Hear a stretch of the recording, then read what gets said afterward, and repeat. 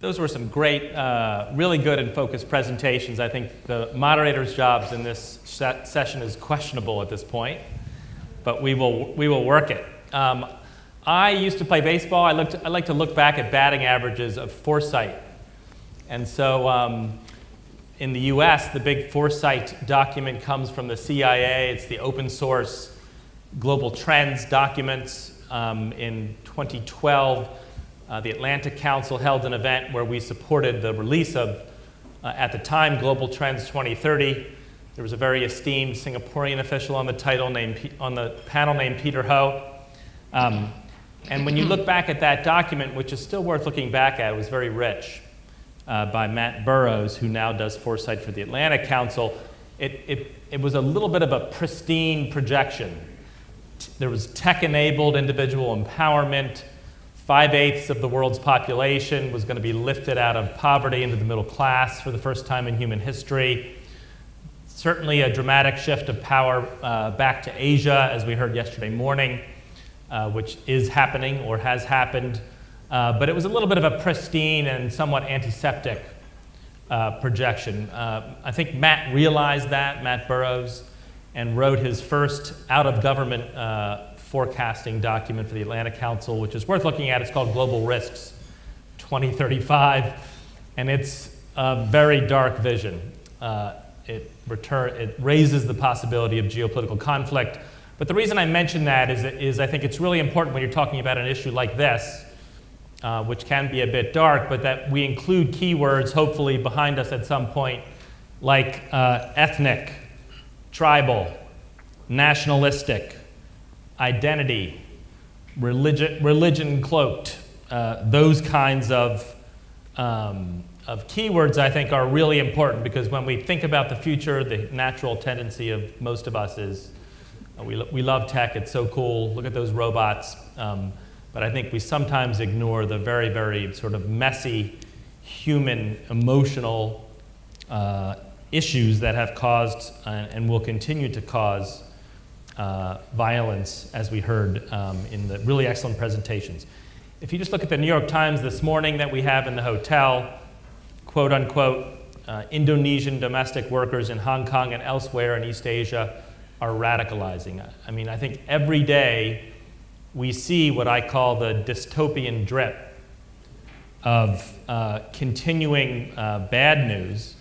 But what we hope to get out of this panel is good news. I think it's easy to paint a dystopian set of scenarios here. They would include online platforms that continue to help foment radicalization, malign activities, recruitment, planning, operations, proliferation of tools and weapons.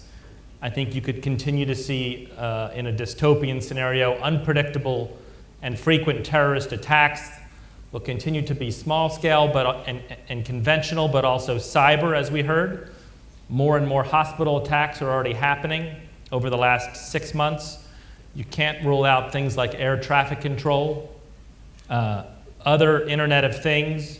I think something that's been a little underappreciated in the discussion so far, but I saw on Menti.com was the really structurally enormous impact of biotech, both for good, longevity, diseases, as we heard a little bit, but also very, very dark and dangerous capabilities that I think in the time frame of this discussion, 2027, are unfortunately more likely to be tools for terrorist attacks. I think there's a lot of state and non-state nexus issues we should discuss, as we heard in Peter's last excellent presentation, and a lot of other aspects of dystopia here, which I would call sort of us versus them. Utopia, I think, is also possible. We have many more tools available to society and governments to prevent and mitigate terrorism, but I think this is only going to be realized if prevention and drying up root causes is emphasized, as we heard from Wedad's very, very good presentation of what Hidayah is already doing. I've been to Hidayah twice. I strongly recommend anyone going to the UAE to visit Wedad and her colleagues. It's a very impressive place that's doing good work. But overall, I have to say our collective track record on this is not good. And so while dystopian visions are easy to conjure, I think utopia is also possible. In a utopia, extremism would be quashed. When we see it emerging, societies would be collective, identities collective, governments would be perceived as legitimate. There would be inclusive and sustainable economic growth. The most dangerous weapons wouldn't proliferate despite technological connectivity.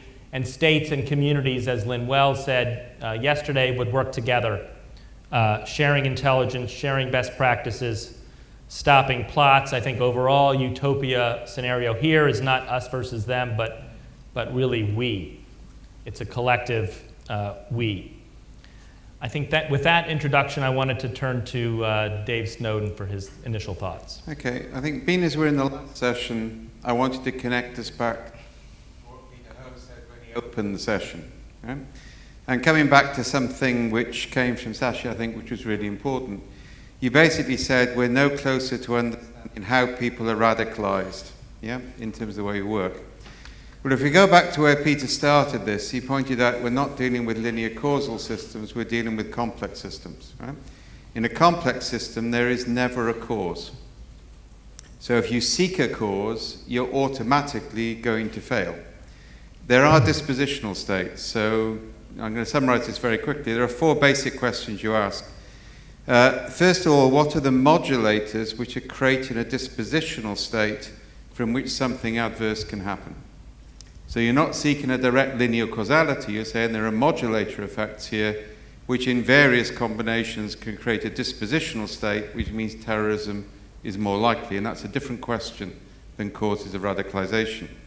The second question is what are the catalytic events or the catalytic conditions which could trigger a phase shift in that in such a way that it becomes an unretrievable dispositional state. And to tell a personal story here, and I told this story in Thames House, so you can't arrest me for it anymore, right? I remember back in the 1970s when I was working on civil rights in Northern Ireland, I can remember 3 separate occasions where I almost joined the provisional IRA. Yeah, I chose not to, friends of mine chose to. Both of us were in the same dispositional state because basically the police and the intelligence were handing over information about Catholic civil rights activists to Protestant paramilitaries who had been taken out and killed. And that level of injustice can excite various forms of response. Right? Now that's an example, and then we see Bloody Sunday in Northern Ireland then creates a trigger event which takes 20 or 30 years to recover. So kind of like what are the modulator factors which create dispositional states? What are the catalytic conditions which then trigger a change? And how do you prevent them happening?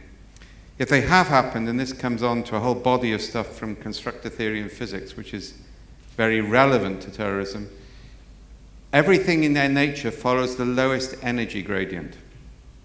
So if it's easier to become a terrorist than not become a terrorist, that will happen.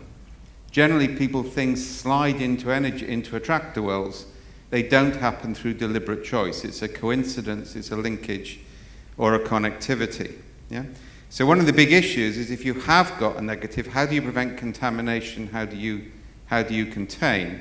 And to use a retrovirus metaphor here, I would say ISIS is actually a retrovirus in biological terms. It actually corrupts and changes the cell structure so it captures its host and changes things. Now, the biological containment strategy for that is you don't attack it until you've contained it. If you attack it before you've contained it, it mutates faster and spreads faster, and people will drive buses and lorries onto pavements in London because you've allowed the thing to mutate too quickly. Yeah? And the final thing is, how do you exploit and consolidate when the energy shift changes? And we're about to face that in Syria. We failed in Iraq. We actually partially succeeded in Ireland.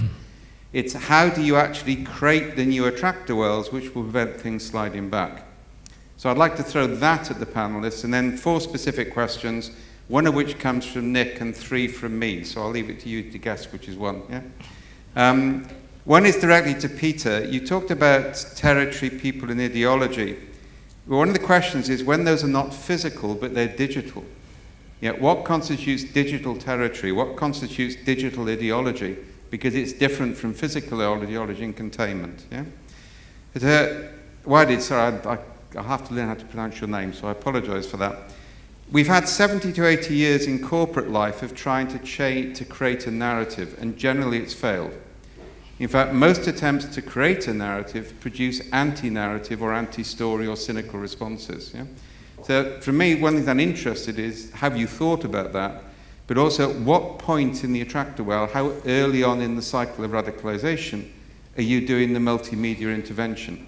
Because the earlier you do it, it's less, and you sort of, with the radicalization point, you weren't at the pre, so I'm interested in that. John, you talked about nihilism and digital contagion. I'm really interested for you to expand that. That kind of links in with the earlier question.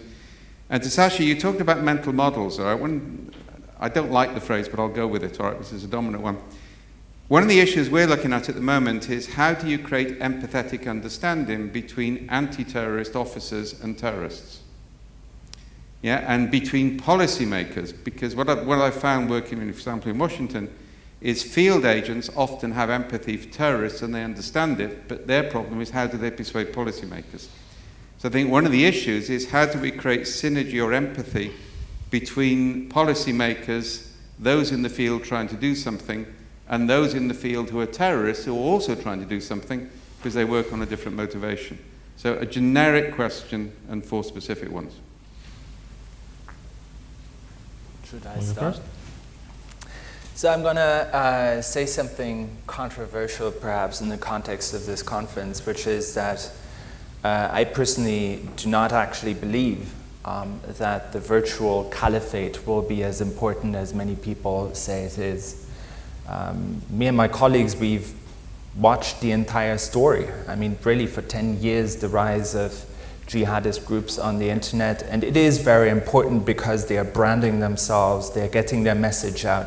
One of the reasons why ISIS is more important perhaps than other groups is because ISIS was the first group to be present with very sophisticated products in all the different channels in European languages. So if you were a Western person sitting in France, for example, the only French language jihadist information you were likely to get was coming from ISIS because they were the first ones to produce that. So all of that is important. The branding is incredibly important. However, if you look at the map of where people came from that went to Syria, you will see in literally every European country you have these clusters.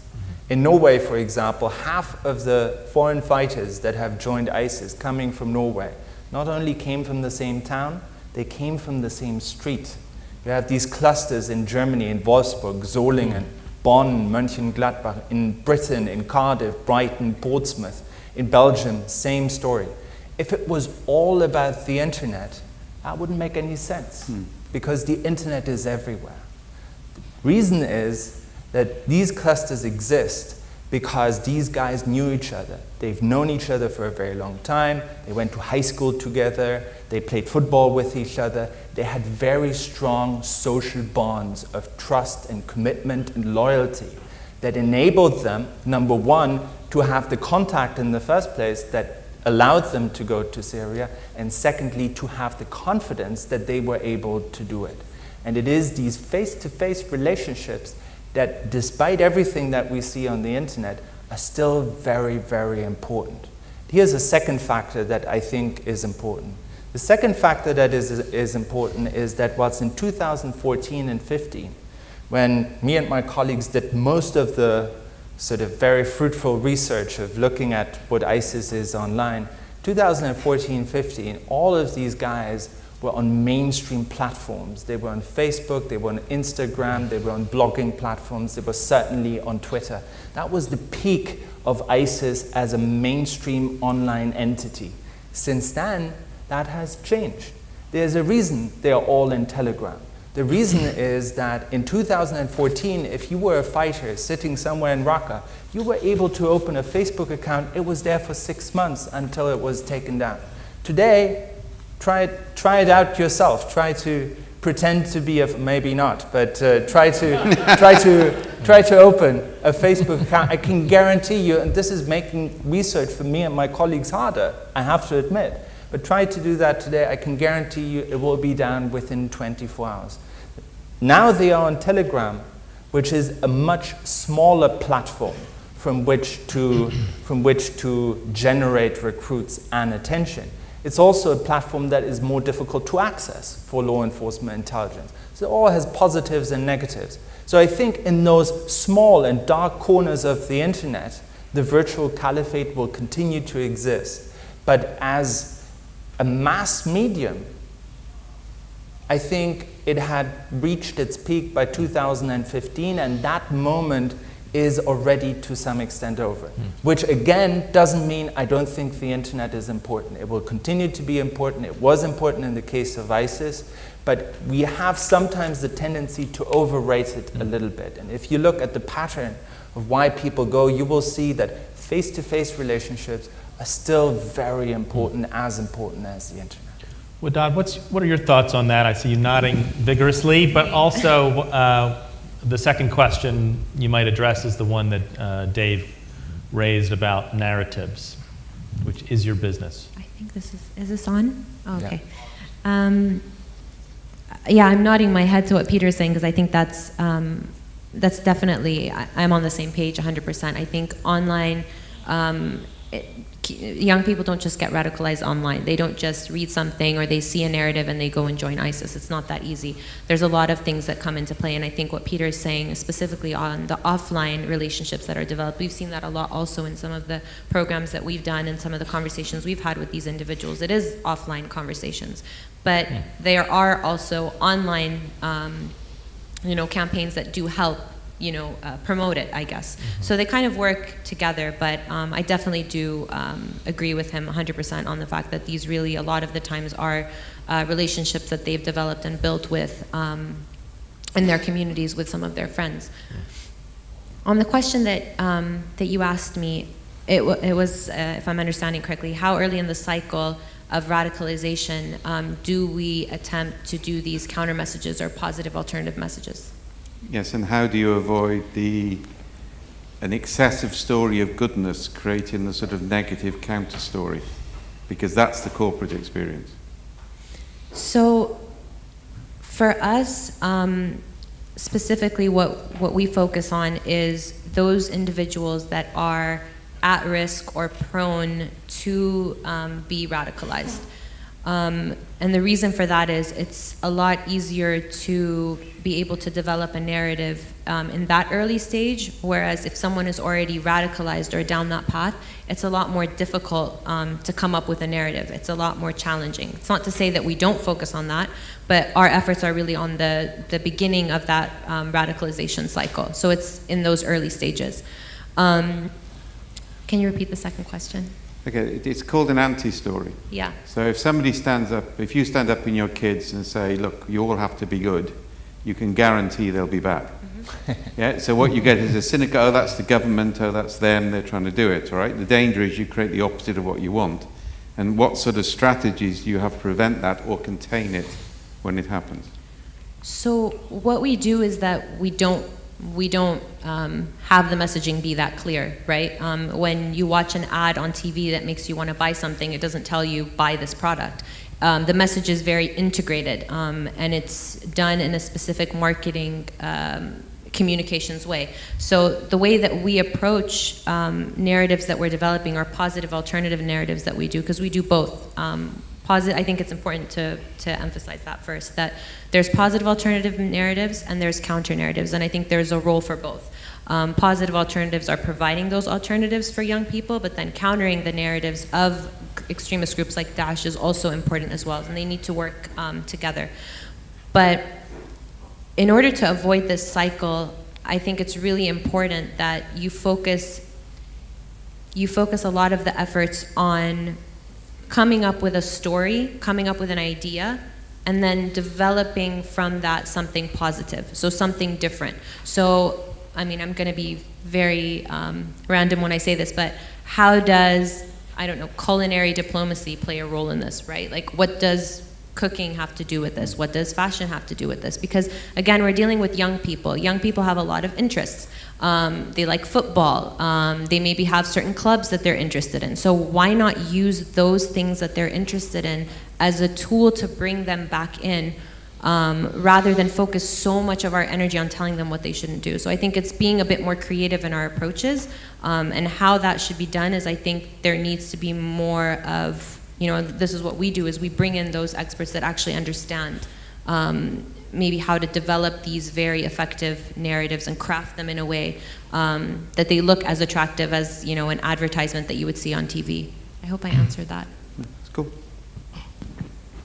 Shall I try to take the one on empathy? I spent some time late last year in the Twin Cities, Minneapolis and Paul in the US. They have a big issue with the massive Somali community there. A bunch of young men have tried to go to join ISIS, and just late last year, when I was there, sentenced to very long prison terms for doing that. Now, I interviewed the caseworkers, the counselors, the feds, the FBI, the community organizers. There is empathy shown there, but that's really, really far upstream by the community organizers, and to some degree by the police, who, to my mind, have one of the best models of community engagement, specifically with the Somali community, one of the best models worldwide that I've actually seen. Having said that, the US system as a whole, and I'm going to be very critical here, when it comes to CVE, countering violent extremism, actually doesn't have a clue. Because when you talk to the law enforcement, the kinetic end, the feds, their CVE is arresting people based on entrapment operations. And I think Peter Neumann would know this. This is the US model of getting to the heart or cracking the IS cells. And by the way, they're proud of it. They have a very good track record of doing it.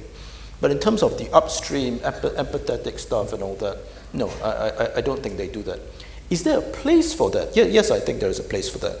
In Australia, there's an academic, his name is Clark Jones, former law enforcement, he's now an academic. He does very, very far upstream, empathetic work, engaging the Salafist communities. And he's made such a success of these efforts in terms of trust winning and trust building that when the Salafist community there has an issue, he's actually their spokesman to government. But these, mind you, are actually approaches and attempts really, really far upstream. The community may have issues or problems, but this is before you've reached the radicalized stage. And it's important to bear in mind, because the most empathetic displaying kind of model I've seen is one which operates in the second largest city in Denmark. It's called IRAHSS. I've been there a few times. At the heart of their model is a close collaboration which predates jihadi activity. It's 40, 50 years old, between the schools, social services, and the police. They call it the SSP model. And at its heart, and this is a city which has sent many fighters to join Islamic State, and before the Al-Shabaab, at its heart is actually identifying the at-risk chaps, the chaps who are about to become at risk in their judgment, and say, hey, we would like to assign you a mentor. This is purely voluntary. Would you like to come on board our mentoring? And this deep empathy displayed. There's one other aspect I was looking at there, though. How do you create empathy at a policy level, not a field level? So, because one of the issues I've found when I've worked with county, the issue is not how do we know what to do, but how do we say them up there to change the policy to match it?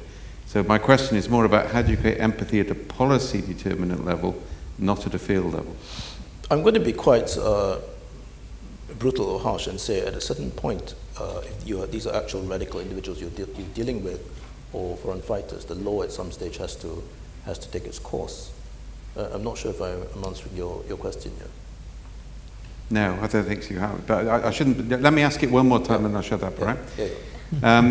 One of the issues, first of all, I think there is a severe danger in treating people who oppose the state as medical. Some of them are, but a significant amount of them aren't. Yeah, that's the freedom fighter v terrorist thing. And I think the danger is we treat mental health badly, and then we put people into mental health categories and we compound it. Yeah? The issue is if you're trying to deal with terrorism, you've got to change the preconditions which give rise to terrorism. That means policymakers will have to make decisions they're happy to make after a terrorist outbreak, but then it's too late. How do you create sufficient empathy with the condition that they're prepared to make difficult decisions early enough so the radicalization window doesn't open? Is that, you're nodding, so I'm hoping you can help me on this one. No, I was just going to say, I think that's really challenging, to be honest, because I think until some of those governments are actually speaking to those communities or listening to what those concerns are, it's going to be challenging. And I think what could help with that, or what could be something that needs to change, again, I think is really just the structure and allowing for more policies to be adaptable a lot quicker. Because I think the problem is that some of these policies are very static, and so it's very difficult to change them. So it takes 10 people to approve one small word that gets changed, right? And then by the time they change that, something's already happened, and now we have to readjust this policy again. And a lot of governments have this challenge. So it's being able to really be more adaptable to what's going on. And that's what Daesh does, right? They're very adaptable to everything that goes on, and they're reactive, they react very quickly. And on the opposite side, there's not enough of that. So I don't know what governments could do, but I would suggest to maybe change maybe some of those structural obstacles that they have. And then again, I'm going to point back to this example, but maybe get other experts in the room or other people working with them that could maybe help with this. So I think a lot of the times they also don't understand what these problems are necessarily, or they can't forecast what it is. But a young person in one of these communities that Peter mentioned is able to forecast that, right? Because this is their community, this is the people that they're, they're living with. So why not engage with the communities and with the people that actually can forecast this and give them a role to play? So I think that's also important as well. How can we integrate more of these sort of credible voices into maybe government policy so they can help advise a bit better?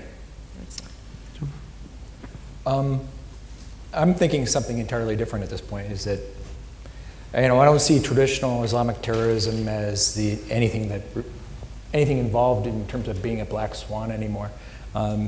It's a long grind of hard work just dealing with it. The real black swan that we're dealing with is U.S. political fragmentation, and is far, far, far more dangerous to us all than Islamic terrorism. And that's going unabated right now. And a lot of it has to do with the change in the news cycle, or how we consume news, and how we come to agreement on things. I mean, we're talking like CNN has 1 million people watching it. I mean, 100 million people consume news through Facebook, and they don't consume the same thing. It's all spun.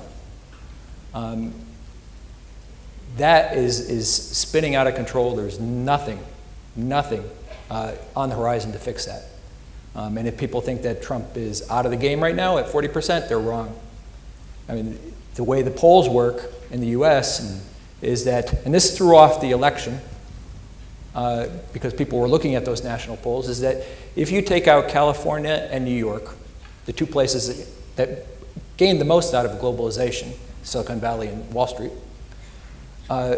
Trump is horribly unpopular in those two states. You take them out of the equation, all of a sudden, Trump is 50% in almost every county in the United States that he carried before. That's why these congressmen won't impeach him. That's why he may win the next election. And the fragmentation continues, and the potential for something drastic to come out of that is very, very high. The other thing is, there's potential on the innovation side, is that we're used to malware attacking systems and breaking systems. That's proven to be not so important. You live through the NHS problem, you live through the ransomware problem. It's like having a power outage. You can deal with it. We haven't really had any massive event. Disruption aimed at social systems and where it breaks a social system, propagated by malware, using the kind of techniques I was talking about earlier, where actually these bots find people en masse, looking at millions at a time, engaging them and putting them through the thousands of hours of grooming necessary to get them to act, will have a much greater effect than anything we've ever seen, because it's just the level of automation scale that's possible. I mean, it makes the the slow, arduous process of trying to tamp things down on an ongoing basis on a personal level, extremely hard to do because you don't know where it's going to pop up. And there's so many ways in which to radicalize people that are far beyond the, just the limitations of Islamic terrorism. To get people to act out in a violent way and act in ways that are contrary to, running a stable society.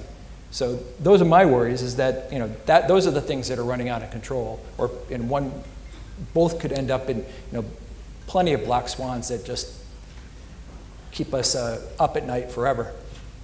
So John, you raise a lot of interesting and I think new issues that are worth plumbing a little bit, and then we'll turn to the audience, I think, for some discussion. But both you and Shashi raised non-Islamist radical extremism as issues. I think Shashi called it a gray swan. But could you play your scenario out? I mean, so this sounds like more violence within the United States. Will this spread where there are similar social conditions and automation conditions in Western Europe? Sort of, if you could fast forward 5 years, and you also, Shashi, where do you see this heading in terms of scenarios and black swans that very few people are thinking about, at least in the communities that I'm in? Well, if you let me talk for 30 seconds on the US, and of course John knows more, then he can come in with the US as well. If you just tabulate the data in terms of violent extremist attacks in the US from 2008 to 2016, there have been about 200. You can count them in different ways. The non-Islamist, meaning the other stuff, including the right-wing, white supremacist stuff, in terms of the data, outnumbers the Islamist attacks by a factor of about 2 to 1. So for every Fort Hood, San Bernardino that you have, you also have a Dylan Roof and what's the other chap? I think his name was John Deere, who attacked and killed 3 people outside of Colorado Planned Parenthood clinic in 2015.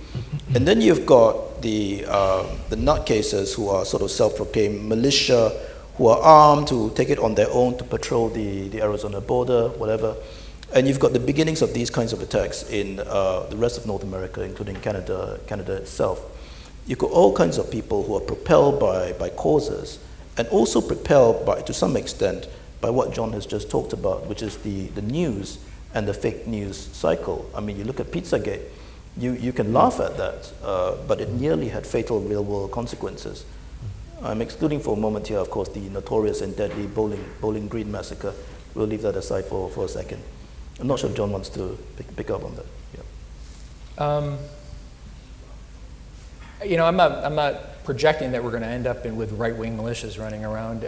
I do see, though, that there's a general framework here for political violence in the United States.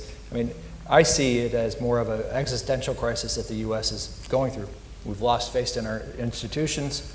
You can see that across the board.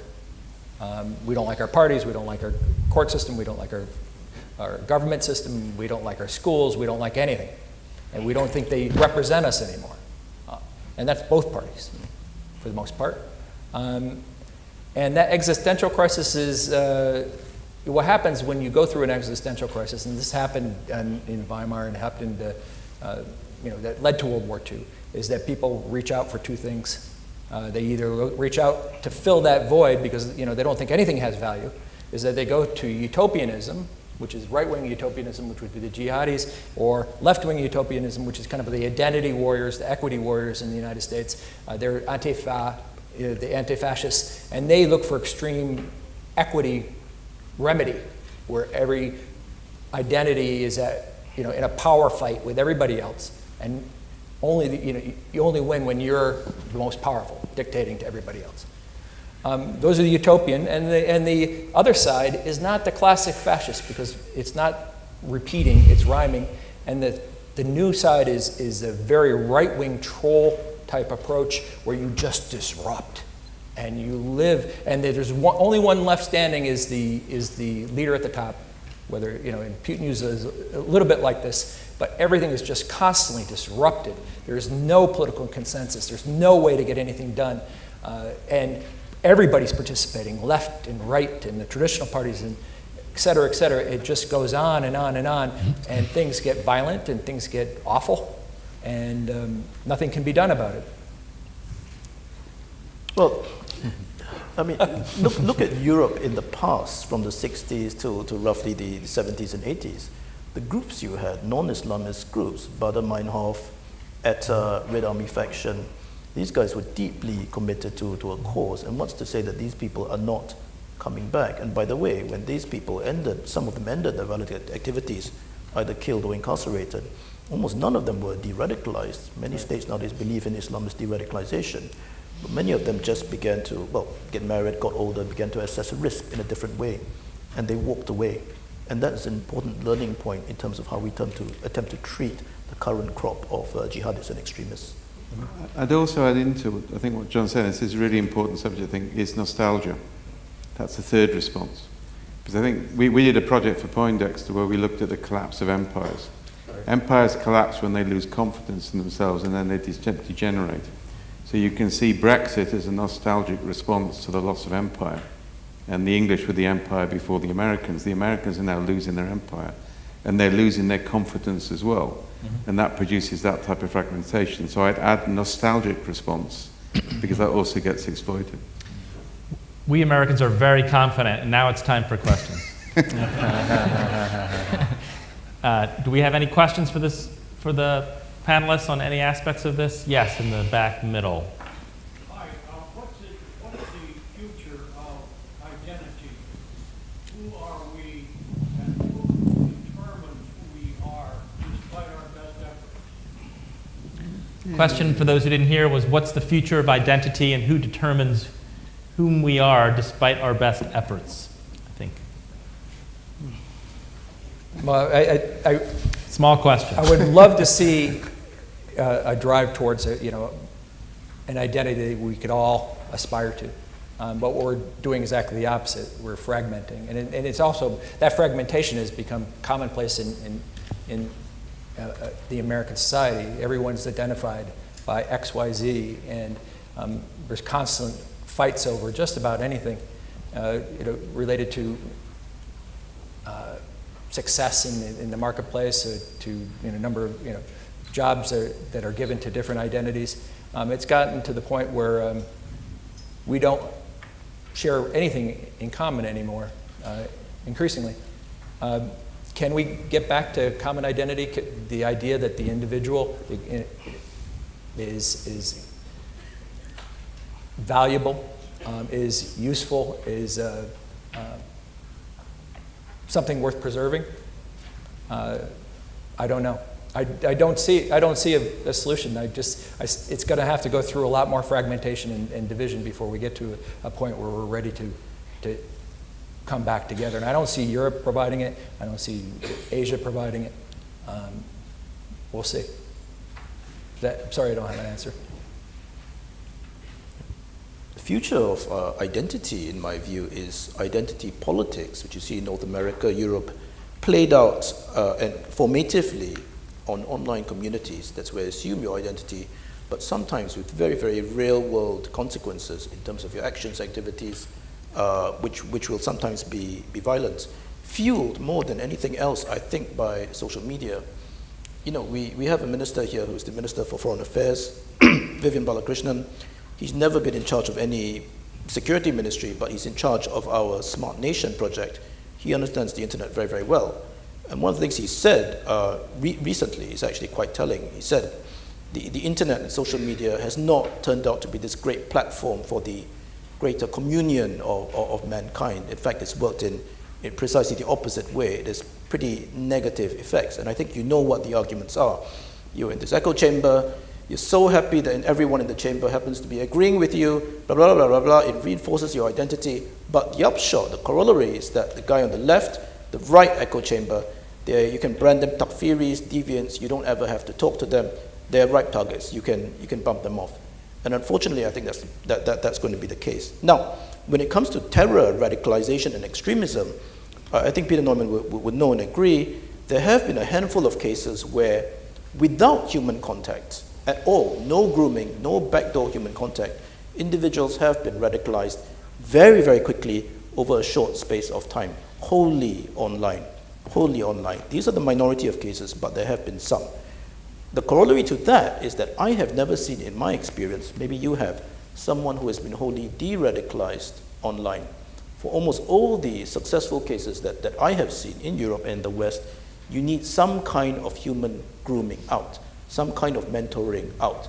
I think that's very, very telling, and that says something quite important about the nature of the internet and social media itself. As a direct answer to your question, I think it is important, and it will become ever more important. I think that's the story. In many ways, it's the story of our age, and that's what this conference has started with. People who are the winners of everything that's been happening in the last 20, 30 years, they like to talk about globalization, about technology, about how everything is changing. And what they underestimate is that there are people that are not winners of everything that has happened, and for whom all the changes that have occurred over the past 20, 30 years that make them feel deeply insecure about who they are and where they belong. And that's where identity politics comes in. And even in the early 1990s, I always cite that book, even though it's not actually such a great book, but the title really captures it. It was Benjamin Barber's book, which was called Jihad versus McWorld. And by jihad, he didn't exclusively mean fundamentalist religion. He referred to all forms of fundamentalist identity, which can be fundamentalist nationalism as well. And he said, as the benefits of globalization are spreading, and as we are all sipping Starbucks coffee wherever we are, and as the winners of globalization feel very smug about how great the world has become, there are people who are losers of this, and who, as a response to what we think is fantastically great, feel the need to reassert very fundamental and basic identities. Basically saying that globalization and the revival of fundamentalism are not opposites, they are two sides of the same coin. As we're seeing the benefits of globalization, not only are terrorists using the technology that we've created, but they are also thriving as a result of the anxieties that some of these developments have created. So as much as we're talking about the benefits of globalization that has created a place like Singapore, we also have to always think about the fact that there are also negatives that come out of it. And I think in the 1990s in particular, all of us were a little bit over-optimistic. Everything was positive. The internet was only great. It's going to bring people together and we're all going to be friends. No, there are also bad people using the internet, and they're exploiting it too. Peter Ho.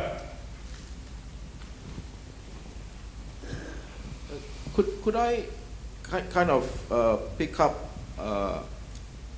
from a question which Dave Snowden, well, it wasn't really a question, but this whole issue of a dispositional state.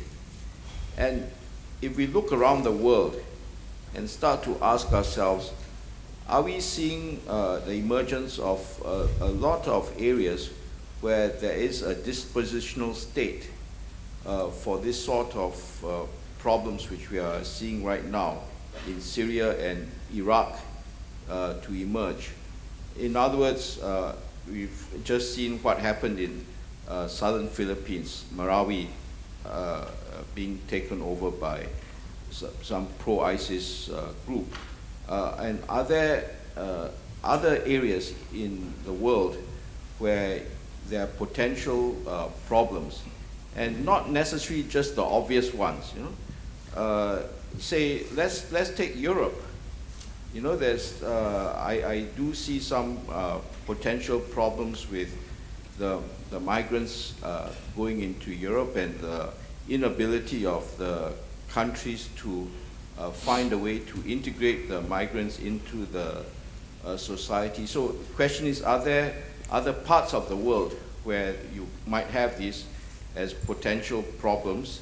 And you know, these could be either your black swans or your black elephants, but it's to me a very important question, because we are kind of imposing a certain template through which we look at where the problem areas are, but I suspect that there are more and more problem areas which are going to emerge because of this dispositional state. Yeah, Peter. Can I immediately respond to that? I do think you find these dispositional states everywhere, and there was in fact a famous sociologist called Niels Meltzer who responded in the early 1970s to a lot of sociological scholarship that was talking about these grievances and fault lines and frustrations within societies, and using that as an explanation for how people radicalize. And he said, grievances are everywhere. Even in Switzerland, you can find people being unhappy, and even in Switzerland, there may be fault lines and conflicts within society and between different people. The question is, whilst these dispositional states are a necessary precondition, they are not sufficient to explain why there is conflict. You do need at least two additional factors. You do need entrepreneurs who articulate these grievances and have the ability to create social communities around these grievances. And you have to have, and that's the second factor, an ideology that makes sense of those grievances, picks up those grievances, answers the questions that people ask themselves as a result of those grievances, and channels them into a particular political project. So you do have alienated young Muslims in France sitting in the banlieues or wherever. And they feel they don't belong into French society because even though they were born in France, they have French passports, they went to school there, they speak French, society doesn't accept them as French. So they are asking themselves about identity. They're asking themselves, who am I? Am I French? No, because society doesn't believe I'm French. Am I Algerian? No, because when I travel to Algeria, people call me French, ironically. So who am I? And then a Salafist comes along and says, actually, brother, you're part of Islam. It is something much bigger than nationality, and with us, you are equal, you are accepted, you belong here. So here you have a grievance, and you have the ideology that is the perfect fit and provides an answer to the grievance. Yes, there are dispositional states everywhere, but you need the entrepreneurs who articulate this stuff, and you need an ideology that fits the question. Wedad, did you want to also comment on that? Yeah, I'll come at it also from maybe a more practical, given the example that was mentioned of the Philippines. Early on, when we were dealing with foreign terrorist fighters, one of the first places we went to train governments on how to deal with this phenomenon was actually the Maldives. Because the Maldives in the beginning was a breeding ground and had the highest number of fighters being recruited to Daesh. Who knew, right? The Maldives, you think of an island where people go on vacation. So I would say to really look a little bit more at some of these secluded islands that are away from the mainland, that could provide breeding grounds to join violent extremist groups, not just Daesh, but I think other ones as well. So I think to look more at some of these tropical areas that we haven't really looked at. So thinking about other areas like the Maldives and that sort of thing, and how they can play, how they can be breeding grounds for that. I also wanted to just re-emphasize what Peter just said at the end about identity. I think it's really important when we're dealing with young people that are, or those that are at risk to be recruited or radicalized. What they say to a lot of the ones that I've spoken to, at least, like girls and guys, the common thread between them is that they don't feel comfortable in who they are. It is a question of identity. So their origin country, as Peter said, is from Morocco or Algeria, but they've only lived their whole life in the US or Canada or in Europe. But they can't be, they're not American, they're not European, because Americans and Europeans will tell them, but you're not because you're Muslim and you're actually Algerian. So putting these borders up between them, or putting these, segregating people like that, is just going to continue to cause this problem to evolve even more. So I think that's a really big problem. How do you address that? I think it starts a lot with the media too. I think media plays a really big role in this. a lot of the things that are printed in media, just even the articles and the way that they phrase things, immediately has impact on some of these young people that already have some of these grievances. So you can have a young guy in the US that's been living off of these various grievances his whole life, and then he's been seeing all of these negative things. He can't ever feel American. He'll always be a Muslim Arab. He'll never fit in. He goes back to his home country, as Peter said, and he never feels like he can actually belong there because he's never lived there. So, and then what happens is, they read all these negative things that come out, and so they kind of feel like hopeless, so to speak. So I think if we're going to tackle identity, I think we need to find a way that we can be more positive about it and be more inclusive. I don't know if that's really possible. I think a lot of the stuff that's going on in the U.S. is further emphasizing this, as you put it, siloing people and separating them. So I don't know how that will be done, but yeah, I think that's a really big challenge.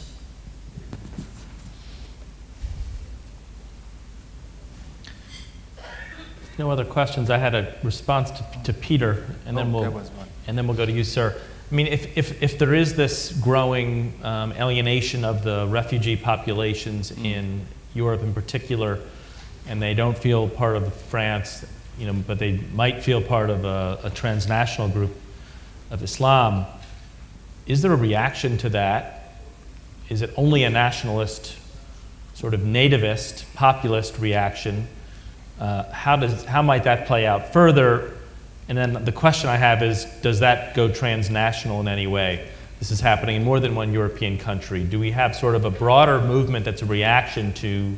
Amongst the refugees or the non-refugees? Amongst the non-refugees. Okay. I'm just trying to play this counterpoint out, and if trends continue and get worse, and many are projecting a more significant African refugee in the refugee flow in the 2020s, as Angela Merkel raised in the G20, this is going to get even worse. So I'm wondering how if there are reverberations within the domestic population, or if the refugee population is a big enough problem Can I by add one itself. thing, just quickly, just a second? The UN projections for Africa's population, the rest of the world is going to, by the end of the century, level off pretty much where we're at right now. They're going to add 4 Chinas in population, 4 billion people. Mm-hmm. Most of it of working age. Yes, and so by the end of the century, half of the young people in the world will be below in Africa.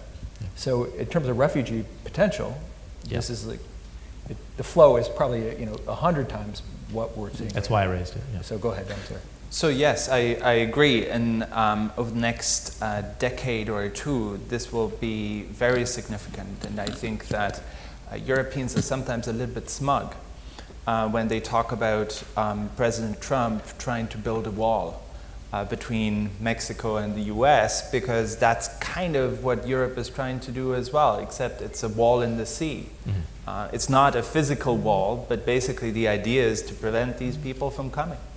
And how is that different from a wall? It's almost exactly the same thing that Americans are talking about in terms of stopping people from coming into the country, even though the wall, of course, doesn't necessarily stop a lot of people. In that sense, it is perhaps a metaphor.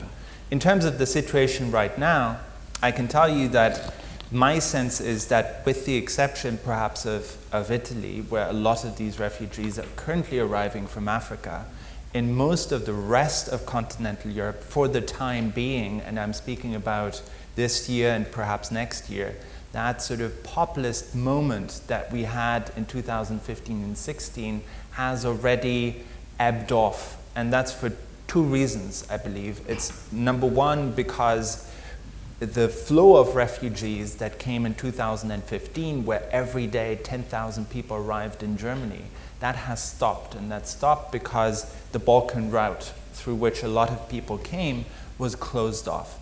And secondly, it's ebbed off because the country that had its populist moment, which is Britain with Brexit, is actually teaching the rest of Europe that populism is not necessarily solving your problems.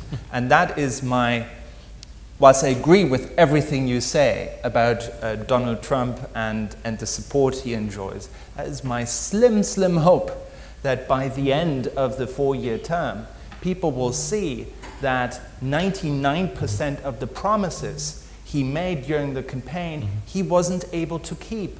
The jobs that supposedly went to Mexico are not coming back because they didn't go to Mexico, they are done by machines. And a lot of other promises he simply will not be able to keep. And maybe, just maybe, there is a 1% chance that that will have the effect of teaching people that populists can promise a lot, but they are not necessarily good at keeping their promises. At least that's what, to some extent in Europe, we're currently experiencing when people look at Brexit and the number of people that approve of the European Union for the first time in decades is rising in most countries because they are seeing what happens when you're trying to leave it. So that's the optimistic note. Sorry to jump in, and I couldn't resist the temptation of putting another question to the panel. There's something called the availability heuristic. It's a cognitive bias, and we tend to remember things that are most sharply defined by recent events. And so we've been talking a lot about Salafi extremism or Salafi jihadism. But the thing that occurred to me was not too long ago, there was a phenomenon in South Asia called the Liberation Tigers of Tamil Eelam. And there was a dispositional state in Sri Lanka which combined with the entrepreneur whose name was Prabhakaran and an ideology of trying to create a separate independent Tamil state within Sri Lanka. And that led to a real kind of civil war. Suicide bombing was in a way invented by the Tamil Tiger, the LTTE. So this relates to the question I posed to the panel. Are there other parts of the world which are not necessarily related to the Salafi jihadism, where you could potentially have problems like the ones which Sri Lanka faced, or in perhaps other parts of the world? So to me, we are trying to hunt for black swans and black elephants. So that's really, to me, a very interesting question. Can I make a quick plug for the anarchists who are, as I mentioned during my talk, are already active? The anarchists in particular are an interesting phenomenon because, as you know from your history, they were active in the late 1800s up to the early 1900s. And there seems to be something deep-seated, which is inexplicable, at least I can't explain it, possibly a reaction to the excesses of globalization as to why they have, well, not quite suddenly, but why they have reactivated again. And as I mentioned, they are present not just in, well, they're not present in the country, it's an ideological community, but they are present in certain contingents, including the anti-IS contingent that I mentioned. And this urgently, I think, needs more study. Why and how did they get there, and how many, and what motivates them? And it's indirectly related to Salafi jihadism, because if you look at who's fighting in Raqqa, for example, against ISIS, they call themselves Syrian Defense Forces, YPG, they're Kurds. Who are these Kurds? They are the PKK. They are 95% the PKK. The Western countries, United States of America, the global coalition against ISIS is currently arming, training, equipping, financing the PKK, which continues to be a designated terrorist organization in most countries in the world. And don't tell me for 1 second that when ISIS is defeated in Raqqa, all these PKK fighters who've been trained, who've been networked, who've been trained by American special forces will hand their weapons back to the Americans and say, that's it, that's over. Of course they are doing that because they know by the end of it, they will have accumulated a lot of political capital, they will be better trained than ever before, and they will be able to take on their real enemy, which is Turkey. And from that point of view, as much as I disagree with President Erdogan on a lot of things, I do understand his fear that by defeating ISIS, by empowering the Kurds, we're only creating another problem down the line, which I think will occur in 5 to 10 years. with consequences also for diaspora communities in Europe, for example, where in Germany, the Netherlands, for example, you have very mixed Turkish, Kurdish communities. There will be consequences for those places too. Is there time for another question? Yes? Yeah, please. Well, to answer the question about the potential for a group to engage in suicide bomb attacks, one group that came to mind is a group that operates in Nigeria, the Movement for the Emancipation of the Niger Delta. And that movement, they make war against large corporations that, from their perspective, are taking natural resources to the West that belong to them. And even though they've engaged in low-level kidnapping and other forms of attacks, the type of suicide bombings that LTTE really created has the potential, I think, to unfold there. The other point I wanted to make, I think, is that some analysts really, when it comes to thinking about a host of different explanatory factors that either lend themselves to movement from normal to what David Rappaport called extra-normal legal and moral activity. They make distinctions between the short run, the middle run, and the long run, and I think that's important to think about. And also, what resonates in terms of the Salafi movement, I think, and I think perhaps Peter alluded to this, is the ability of groups to amplify or magnify or otherwise co-opt local issues. I know Collier talks about this, and others really do talk about this. So my question to you is, do you take stock in the notion that you have to think about what one set of writers called activating and situational and predisposing factors, and that in fact we can think of not linear causes of terrorist motivation and actions, but one that is conducive in terms of a system of complexity? Yes. I do think in every process of radicalization, you have a number of common ingredients. Grievances or predispositional factors, conflicts, political fault lines, that's one.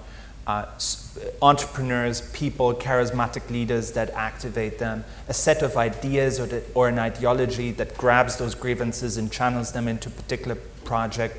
Emotional needs in particular individual, the desire for power, status, dominance, adventure, which you often find in males in particular. And then fifth, perhaps you have the dynamics of violence, which create violence in and by itself. You have these tit-for-tat, revenge-type situations, which then create endless conflicts. So you have these 5 elements that you often have in all kinds of conflicts, but how they are modulated depends very much on the context. And that brings me back to my famous countryman, Karl von Clausewitz, who said, wars always follow every war follows the same logic, but doesn't have the same grammar.